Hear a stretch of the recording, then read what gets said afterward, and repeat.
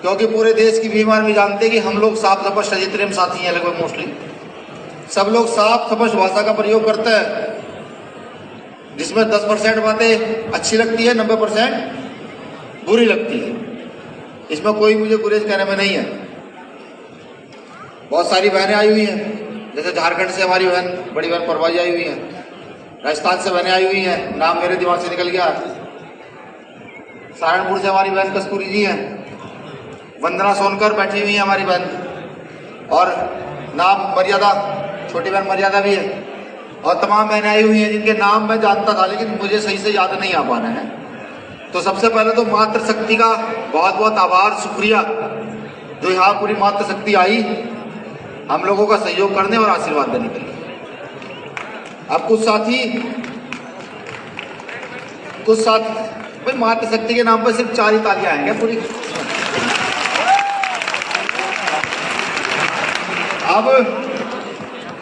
अब मैं माननीय चंद्रशेखर आजाद जी का ध्यान केंद्रित चाहूंगा, भाई कमल सिंह वाले जी का भी, और तमाम अपनी जो यहाँ आज राष्ट्रीय कमेटी आई है मोस्टली भीम आर्मी की, वो ध्यान केंद्रित करेगी। कार्यक्रम जिस कमेटी ने किया है, पूरा ऑर्गेनाइज किया है, उस कमेटी के चेयरमैन भाई धर्मवीर परवाल जी, जो हरियाणा से हैं, भीम आर्मी के राष्ट्रीय उपाध्यक्ष हैं, जो अच्छी तरीके से शायद मैनेजमेंट कर पाए हैं। छोटा भाई हिमांशु, डॉक्टर ब्रजपाल जी ने इसमें, क्योंकि वो फाइनेंशियल मजबूत है, तो उन्होंने इसमें एक निश्चित अमाउंट फाइनेंस के रूप में दिया है।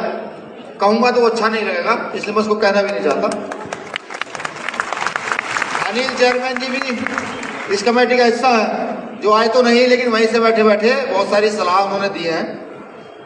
छोटा भाई महक सिंह, रामे प्रधान जी हमारे सीनियर गार्जियन है और भीम आर्मी और आजाद समाज पार्टी बिहार के प्रभारी भी हैं, लगातार मीटिंग में रहे।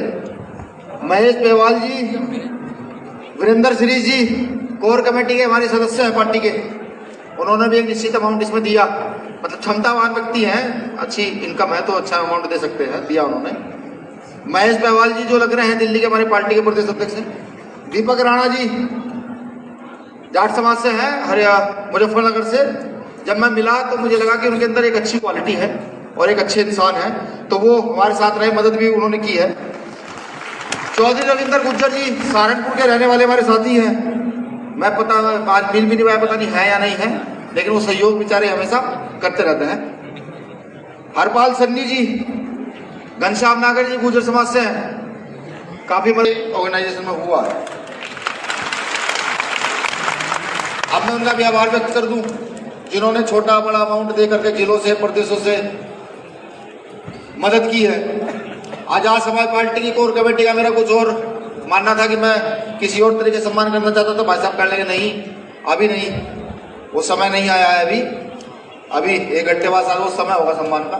तो कोर कमेटी के जितने साथी हैं आजाद समाज पार्टी का आश्रम है, उनका भी मैं हृदय की गहराइयों से शुक्रिया अदा करता हूँ, क्योंकि आपने फुल सहयोग किया है और काफी मदद की है।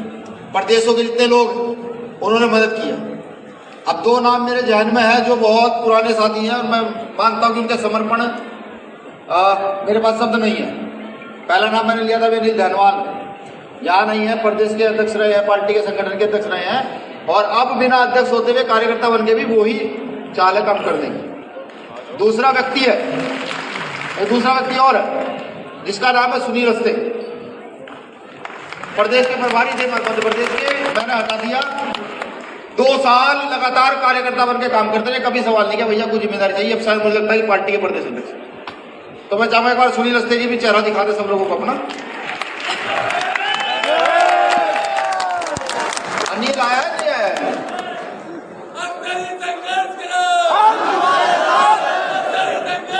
भाई हम संघर्ष करा। और ऐसे और भी तमाम साथी हैं, बहुत सारे साथी हैं।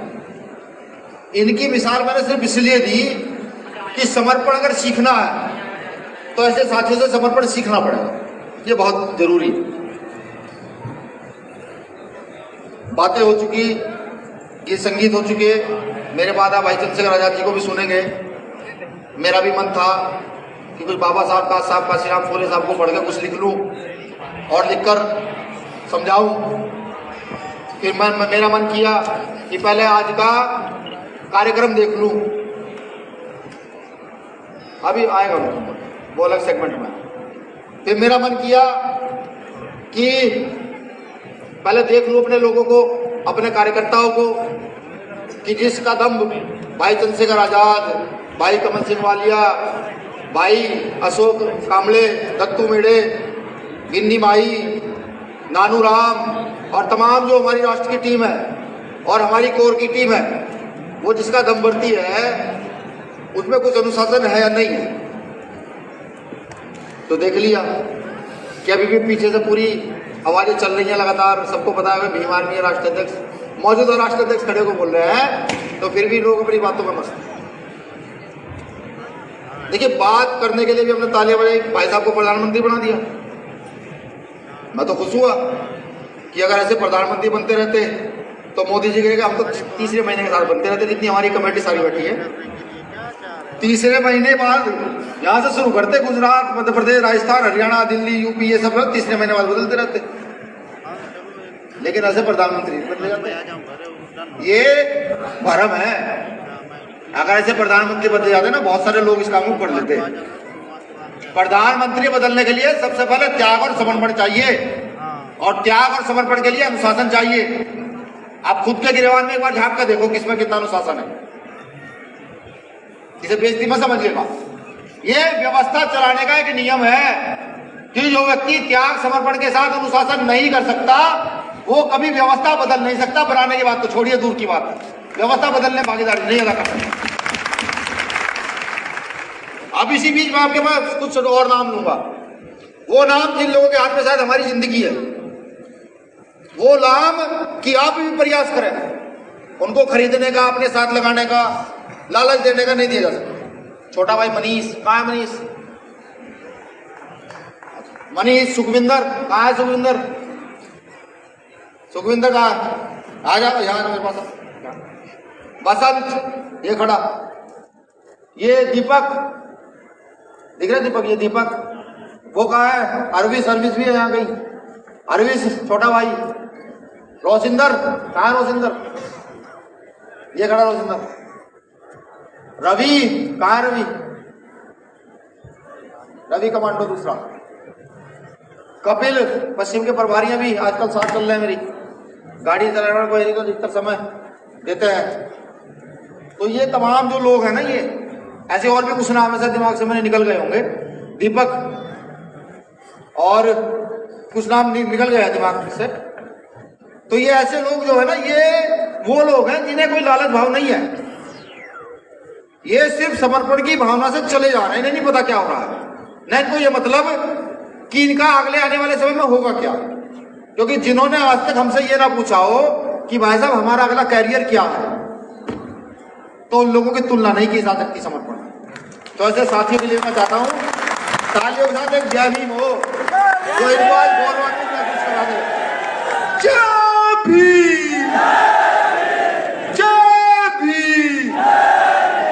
और हमारे तमाम साथियों के साथ, जैसे कुछ साथी भाई कमल वाले जी के साथ रहते हैं, कुछ साथी महक के साथ रहते हैं, कुछ साथी मानसू के साथ रहते हैं, कुछ साथी हमारी जो टीम है कोर की है, इन सब के साथ रहते हैं। ऐसे तमाम रहने वाले साथियों जो निस्वार्थ भाव से हम लोगों के साथ हैं, सभी को सलूट और जय भीम करता हूं।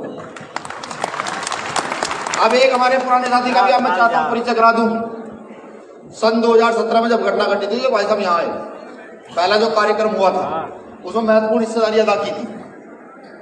उस हिस्सेदारी की उस टीम का एक छोटा सा हिस्सा मैं आपको दिखाना चाहता हूँ। भाई विजय जाटव जी, उस समय जो है, उस समय जब हम लोगों से हवा दूर जा रही थी, हवा, उस समय ये लोग जो है ना, ये खड़े रहे और भरपूर सहयोग भी किया। तो मैं आभार व्यक्त करता हूँ भाई आपका भी। और मुझे पूरी उम्मीद है कि जो कारवा आप लोगों ने चलाया उस समय, जिसको मजबूती दी, ये बहुत मजबूती से आगे की ओर बढ़े। एक मिनट लीजिएगा। सभी को मेरा जय भीम। क्योंकि बहुत देर से सभा शांत है, तो एक बेर जोरदार जय भीम हो जाए। और जय भीम ये यहाँ, क्योंकि पार्लियामेंट पास में ही है, ये आवाज वहां तक जानी चाहिए, क्योंकि हम बहुत जल्द इस देश के शासक बनने वाले हैं, इसमें कोई दो राय नहीं है। जय भीम। आज अधिवेशन में आए।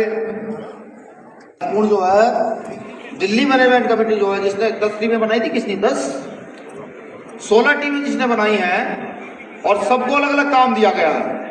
आप रेलवे स्टेशन में जाएंगे आपको दिखाऊंगा, एक टीम वहां मिली होगी, एक टीम आपको बस स्टैंड पर मिली होगी।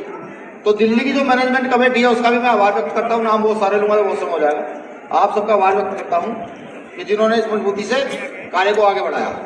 अब संगठन एक अच्छी बात शुरू करता है, सही बात शुरू करता है, भ्रम को त्यागता है, भ्रम को साइड करता है, वो बातें करते हैं जिन बातों को सुनना बुरा लगता है, लेकिन अगर अमल में लाया जाए तो शायद हम कुछ कर सकते हैं।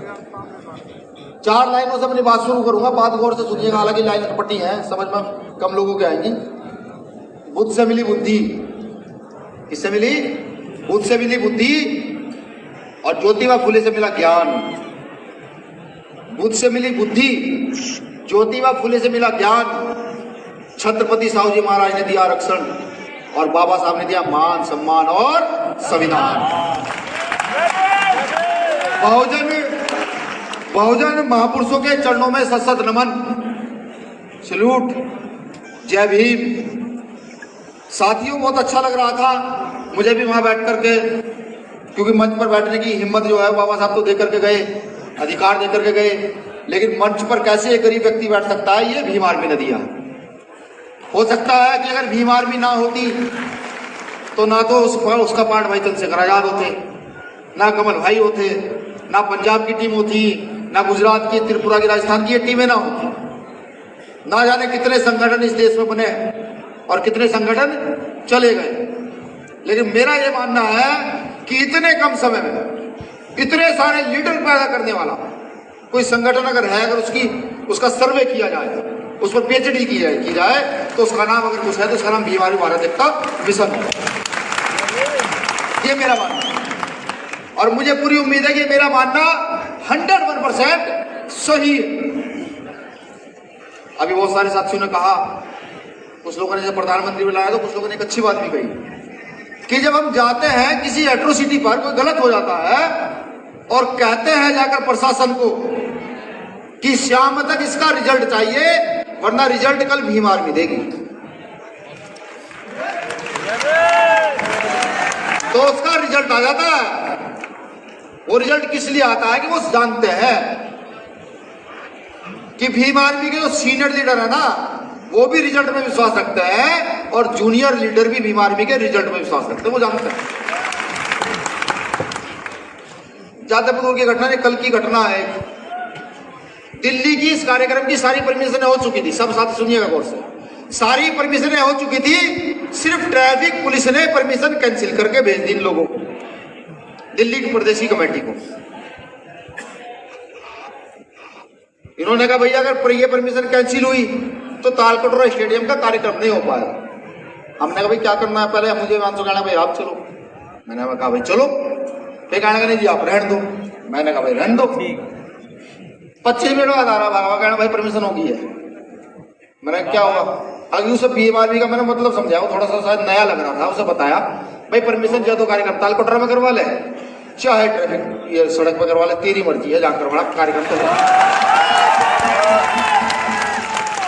तो आप लोगों की ताकत से कार्यक्रम भी हो रहा है।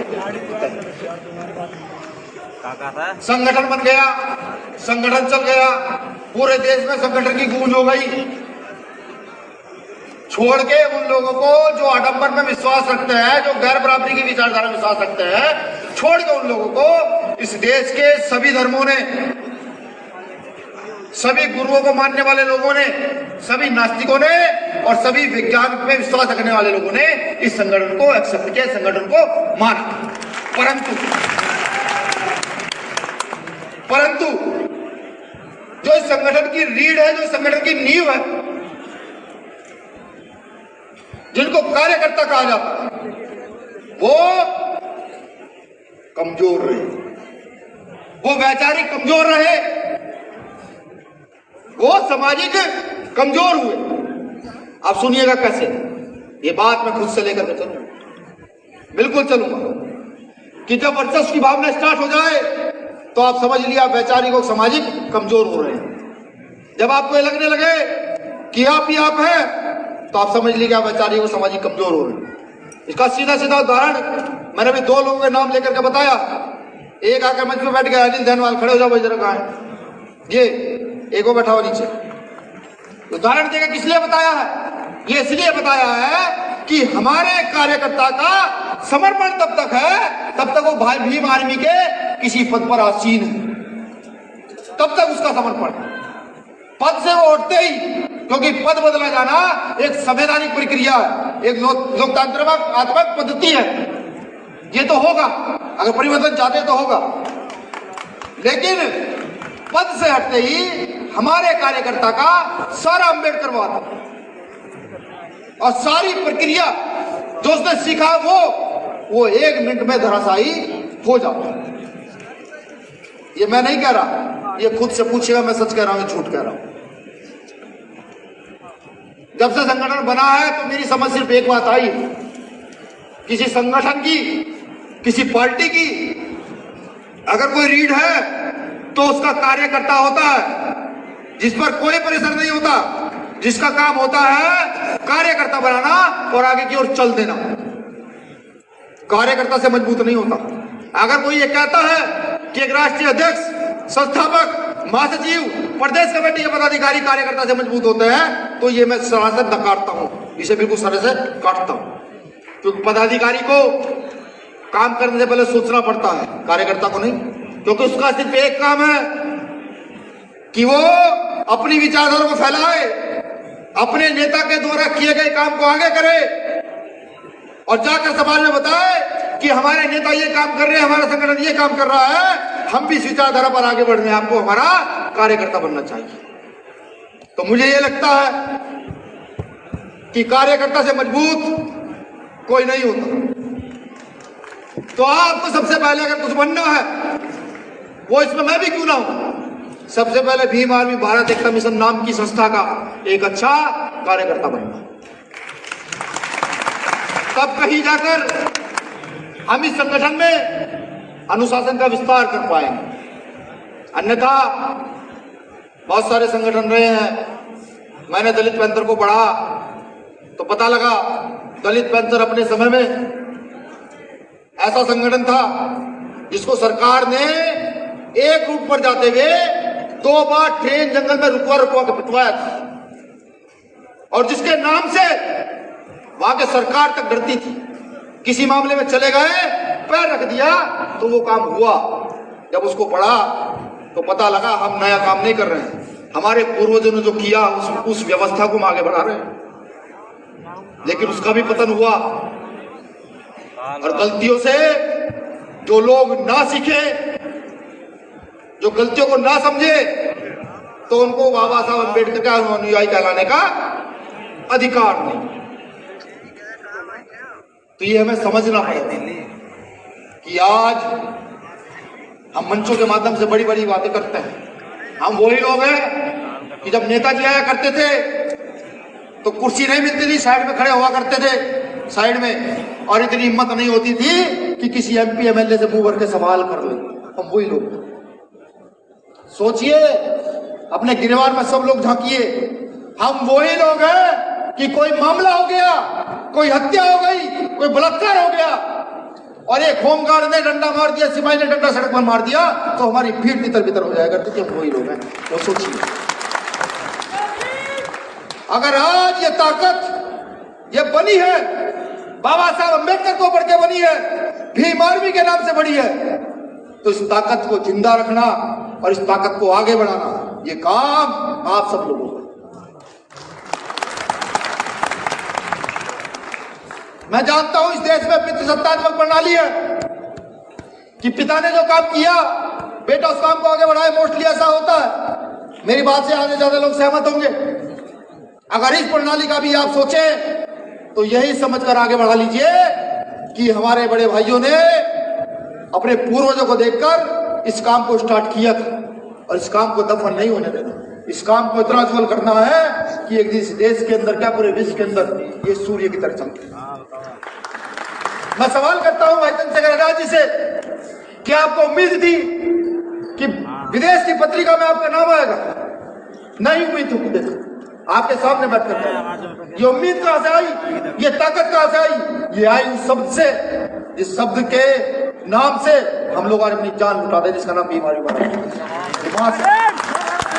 आप सोचिए, ऐसा बार बार कहते हैं, लोग भी कहते हैं मास्टर का बेटा, क्यों कहता है? मैं कहता हूं आज इनको कि इतिहास में कितने ऐसे मास्टर के बेटे हैं जिन्होंने इस देश में अपना नाम किया?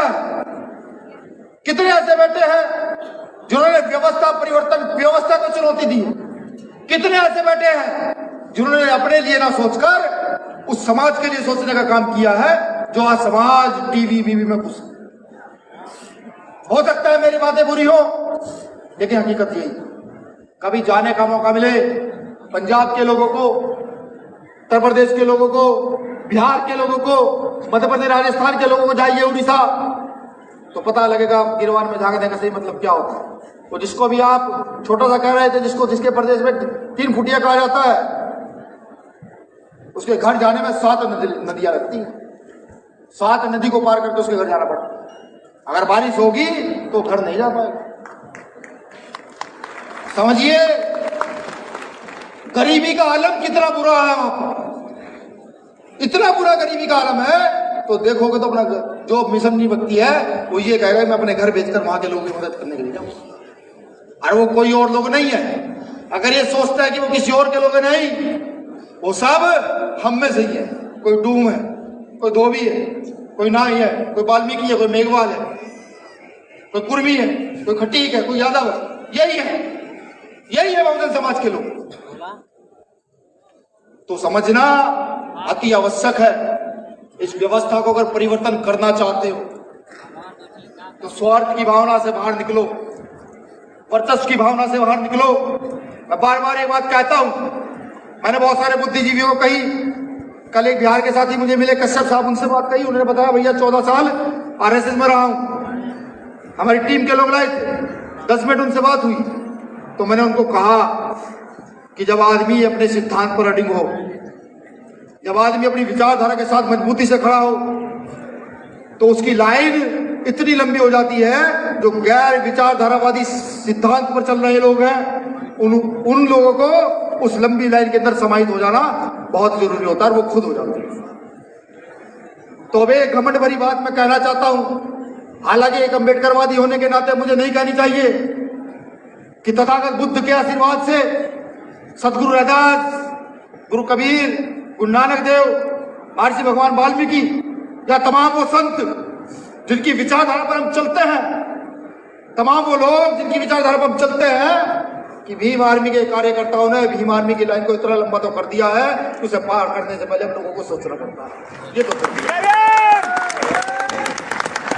अब क्योंकि बाबा साहब अम्बेडकर ने खुद कहा था, पॉलिटिक्स इज ए मास्टर की, राजनीति चाबी है, मास्टर चाबी। मास्टर चाबी तो समझते हैं ना, किसी भी ताले में तो खुल जाती है, किसी ताले खोल देती है।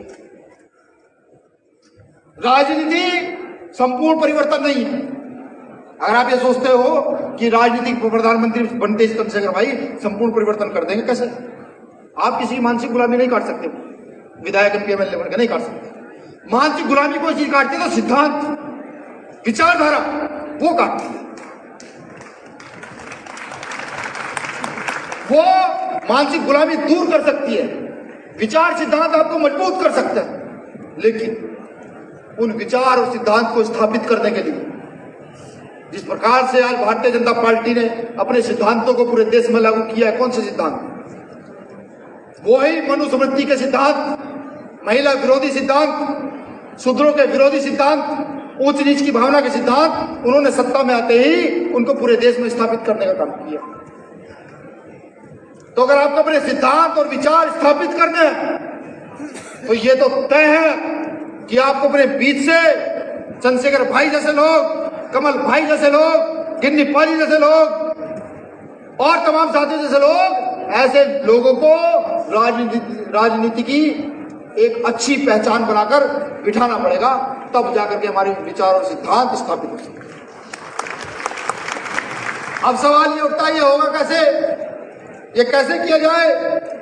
अगर कोई ये सोचता हो कि आप राजनीति भी करते रहे और अपने सिद्धांत विचार की भी विचारधारा को स्थापित भी करते रहे तो ये नहीं हो सकता, बिल्कुल नहीं हो सकता। उदाहरण, मैंने कहता उदाहरण, तमाम नेता उदाहरण है। सबसे बड़े उदाहरण कोई है तो डॉक्टर बाबा साहब अम्बेडकर और दूसरे नंबर पर साहब मान्यवर कांशीराम साहब। और भी उदाहरण अगर दूं तो जितने शेड्यूल कास्ट लीडर हैं सबका इतिहास उठाकर देखिए साहब, सबका, कि उन्होंने सामाजिक समरसता की बात करते करते खुद की राजनीतिक व्यवस्था को स्थापित किया और खुद के वर्चस्व के चक्कर में मूवमेंट को अनुवाद की आग में झोंक दिया। ये मैं नहीं कहता, ये तो इतिहास कह रहा है। दो चार नाम लूंगा तो शायद समर्थकों को गुस्सा आ जाए, तो इसलिए नाम नहीं लूंगा।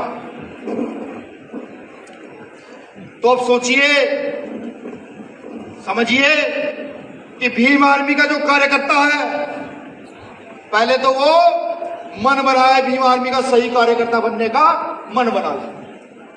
दूसरा, वो फिर सीखने का मन बनाए कि नहीं अब उसे सीखना है।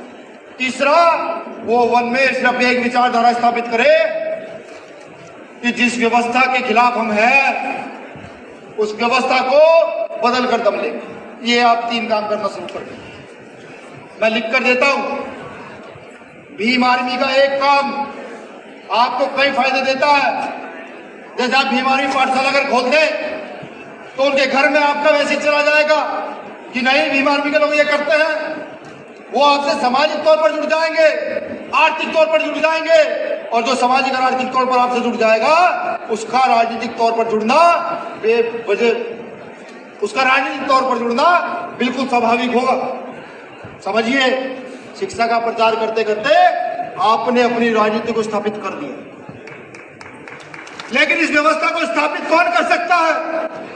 इस व्यवस्था को स्थापित वो व्यक्ति बिल्कुल नहीं कर सकता जो सिर्फ वर्चस्व के लिए काम करता है, जो सिर्फ खुद के लिए काम करना चाहता है, वो इस व्यवस्था को स्थापित नहीं कर सकता। अगर आप इस व्यवस्था को स्थापित करना चाहते हैं,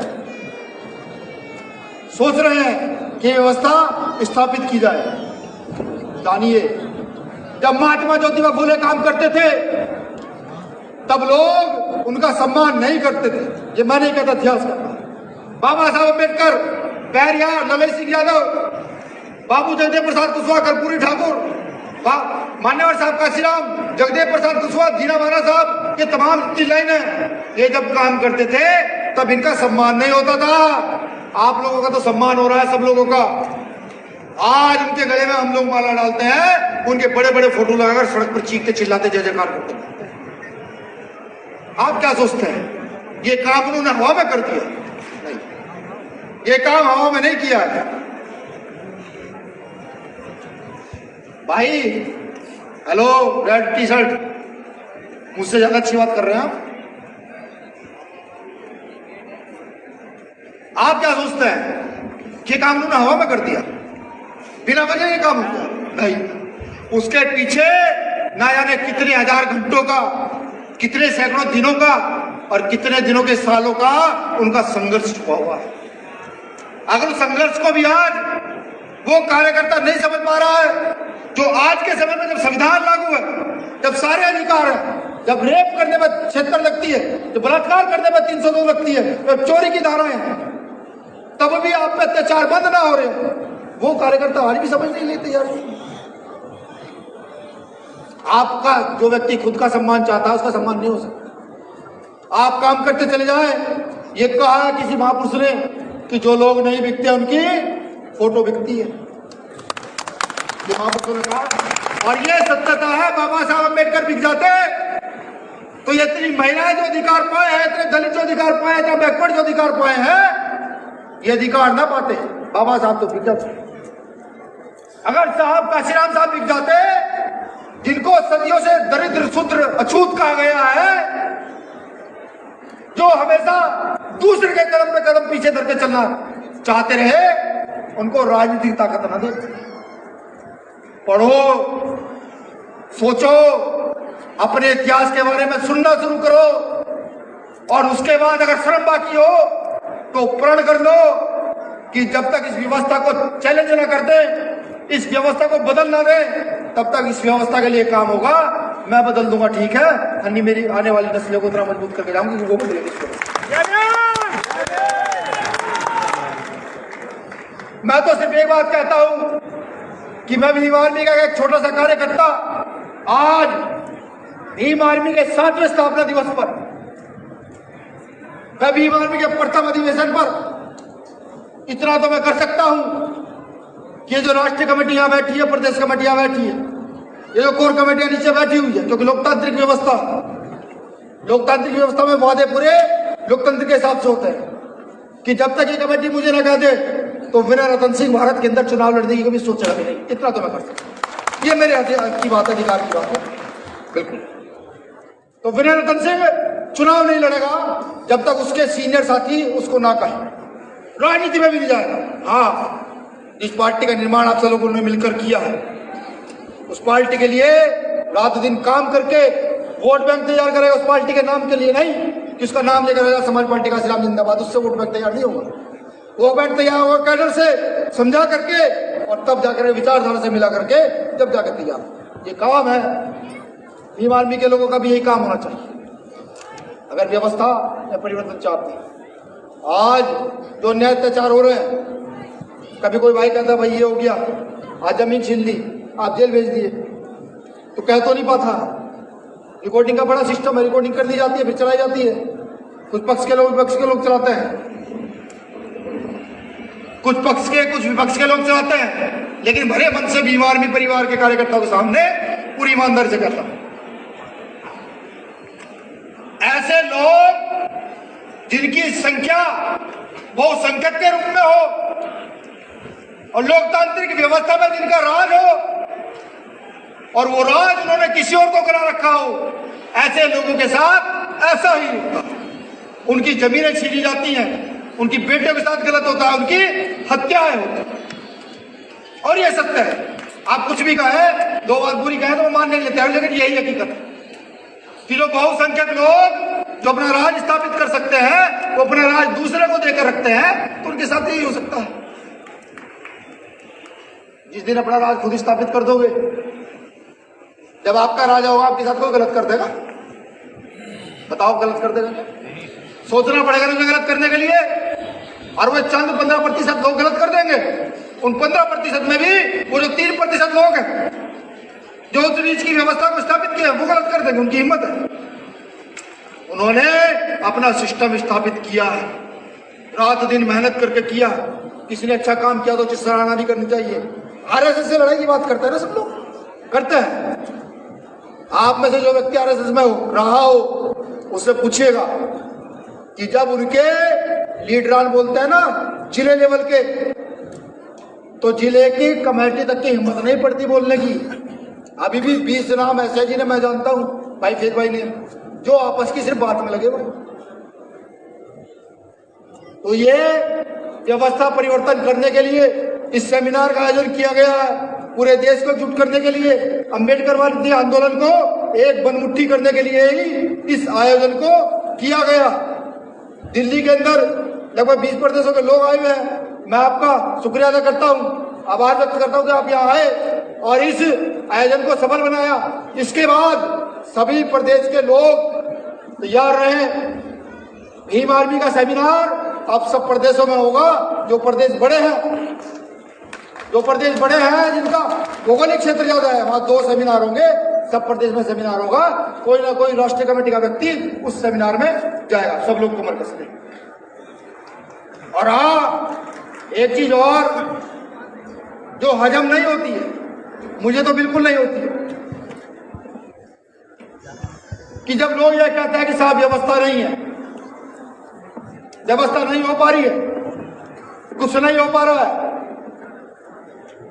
तब ये बातें हजम नहीं होती। तो मेरा मानना यह है कि हम आबादी में इतने हैं कि बहुजन आंदोलन के नाम पर अगर हम प्रतिदिन मात्र ₹1 का अपना सहयोग बहुजन आंदोलन के लिए शुरू कर दें, तो बहुजनों की व्यवस्था से बड़ी व्यवस्था पूरे विश्व में नहीं हो सकती। एक निवेदन और, हालांकि मुझे नहीं कहना चाहिए, मुझे कहा था हमारी टीम ने, आयोजक कमेटी ने, भाई आपको नहीं कहना चाहिए। भाई ये जो रखे हुए ना, ये डोनेशन बॉक्स पे गलत लिखा हुआ है, बिल्कुल गलत। कल भाई साहब से बात चल रही थी, मैंने कहा भाई दान पात्र तो चाहिए, कार्यक्रम कैसे होगा? उन्होंने कहा यार दान पात्र कैसे चाहिए? कहते ये दान पात्र की जरूरत नहीं है। हमने कहा क्यों? कि ये हमारे कार्यकर्ताओं का और समाज के लोगों का फर्ज है, ये कर्ज है बाबा साहब अम्बेडकर का, ये उनको खुद देना चाहिए ये कह करके कि ये कर्ज है।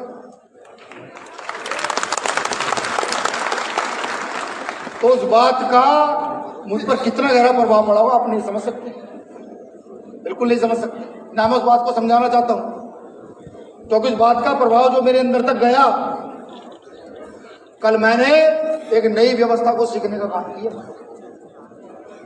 तो निवेदन तो नहीं करूंगा, जिसको ये लगता है उसमें बाबा साहब का कर्ज है, जो फूले साहब अम्बेडकर का कर्ज मानता हो, जो भीम आर्मी का शुक्रिया अदा करता हो कि नहीं व्यवस्था स्थापित करने के लिए लोग लड़ रहे हैं, तो वो इस कर्ज को इसमें अदा करने का काम करे, जिससे कि इसका सारा आयोजन किया जा सके। ये एसी, ये लाइट, ये माइक, ये सब आप ही का है, मेरा कुछ नहीं है, ना इस कमेटी का भी बैठी हुई है, सब व्यवस्था आप ही ने की है और आप ही व्यवस्थित इसको करेंगे। मैं पुनः सारी आयोजक कमेटी का, आजाद समाज पार्टी की कोर कमेटी का शुक्रिया अदा करता हूँ, आजाद समाज पार्टी के प्रत्येक प्रदेश अध्यक्ष का, जिन्होंने लगातार फोन के माध्यम से जानकारियां दी, मदद की। मेरे पास भी कार्यकर्ता को फोन आते रहे कि भाई साहब पार्टी के कोर कमेटी के लोग एक आम कार्यकर्ता को फोन करके कह रहे हैं कि भीम आर्मी का सेमिनार है, पूरी ताकत से चलना। तो मैं सबका आभार व्यक्त करता हूं, सभी प्रदेशों से आए कार्यकर्ताओं का, पदाधिकारियों का आभार व्यक्त करता हूं कि आप सब लोगों ने मजबूती से यहाँ पर पहुंचे और अपनी प्रदेश की बात रखी। कार्यक्रम को सफल ही नहीं, इस कार्यक्रम का मैसेज पूरे देश में देने का काम किया। मैं आपका शुक्रिया अदा करता हूं। मुझे पूरी उम्मीद है कि अगला जो सेमिनार होगा, कौन सा स्टेडियम है जहां 25,000 लोग आते हैं? जवाहरलाल नेहरू। कोशिश तो की जाएगी कि बहुजनों की जो राजनीतिक सत्ता विस्थापित होने जा रही है, रिपब्लिकन पार्टी ऑफ इंडिया के बाद, बहुजन समाज पार्टी के बाद, जो फूले साहब अम्बेडकर की विचारधारा पर सत्ता स्थापित होगी, कि उसका सेमिनार उस 25,000 वाली सभा में हो, जो ये सरकार और ये तय है।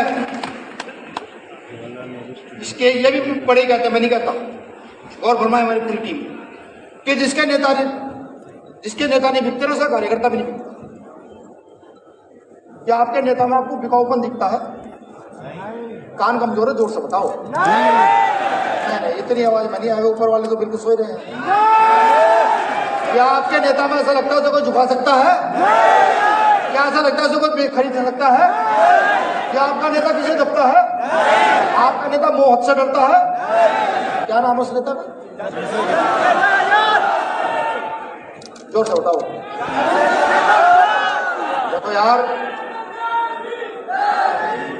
ये कहना तो आसान है कि इस नेता का नाम चंद्रशेखर आजाद है, वो डरता नहीं, बिकता नहीं, सब कुछ नहीं करता। ये कहना तो आसान है, ये तो कोई भी कहते हैं, हम भी कहते हैं, सब लोग कहते हैं। आज तक ऐसा नोट नहीं बना जो भाई को खरीद ले। ये गलत फहमी है। आज ये गलत फहमी दूर करता हूँ, मैं माफी चाहूंगा, गलत फहमी दूर करता हूं। जब तक उस नेता के साथ उसका समाज उसके साथ लामबंद होकर खड़ा रहे, उसकी विचारधारा के साथ चलता रहे, तब तक उस समाज को, उस नेता को कोई खरीद नहीं सकता, कोई मजबूर नहीं कर सकता। लेकिन जब उस नेता को जो रात दिन मरता है, जो डरता नहीं, बिकता नहीं, जिसको झुकाया नहीं जा सकता, उस नेता के काम का समर्थन जब समाज करना बंद कर दे, जब समाज स्वार्थी हो जाए, तो वो नेता बिके ना बिके, वो नेता लुटे ना लुटे, लेकिन वो नेता टूट जरूर जाता है। इस बात का हमेशा ध्यान रखना। ना बाबा साहब अम्बेडकर पैदा हुए थे, ना काशीराम साहब पैदा होंगे। और एक चीज और ध्यान रखना कि चंद्रशेखर आजाद दोबारा पैदा नहीं हुआ, किसी के मतलब पैदा नहीं हुआ। सहयोग करना ना करना आपकी बात है। इस बीच मेरे मुंह से कुछ गलत निकला हो तो मैं माफी चाहूंगा। आभार सभी का। मैं खुद आमंत्रित करता हूं भीम आर्मी चीफ। चलिए, अभी मुझे लगता है कि